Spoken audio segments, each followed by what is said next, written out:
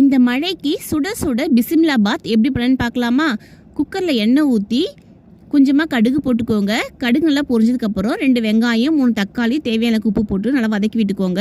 நல்லா வதங்கினதுக்கப்புறம் carrot, beans, சவ் கத்திரிக்காய், மாங்காய் எடுத்து வச்சுருக்கேன். நீங்கள் முருங்கைக்காய் வச்சுருந்தா கூட போட்டுக்கலாம்.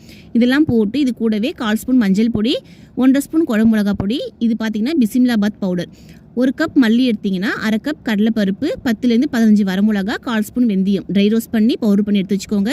எப்பொழுதும் பிசிம்லாபாத் செய்யும் போது பவுடர் போடுங்க, செம்ம டேஸ்ட்டாக இருக்கும். சாம்பார் சாதத்துக்கும் போட்டுக்கலாம். இதை போட்டு நல்லா மிக்ஸ் பண்ணிக்கோங்க. 2 ஸ்பூன் போட்டு மிக்ஸ் பண்ணிவிட்டு தேவையான அளவுக்கு தண்ணி ஊற்றிக்கோங்க. தண்ணி நல்லா கொதி வந்ததுக்கப்புறம் ஊற வச்சிருக்க அரிசி பருப்பு எடுத்து போட்டுக்கலாம். அரிசி பருப்பு போட்டு நல்லா கொதி வந்து செம்ம அளவு வரும்போது நம்ம கட் பண்ணி வச்சுருக்க மாங்காய் போட்டுக்கலாம். மாங்காய் வந்து ஃபஸ்ட்டே போட்டிங்கன்னா குழஞ்சி போய்டும். லாஸ்ட்டாக போட்டு நல்லா மிக்ஸ் பண்ணிவிட்டு குக்கரில் வச்சு முடி விசில் வச்சு எடுத்து பார்த்திங்கன்னா சூப்பரான பிசிம்லாபாத் ரெடி ஆகிடும். நெய் போட்டு நல்லா மிக்ஸ் பண்ணிவிட்டு எல்லாருக்கும் கொடுங்க, விரும்பி சாப்பிடுவாங்க. ட்ரை பண்ணி பாருங்கள். தேங்க்யூ.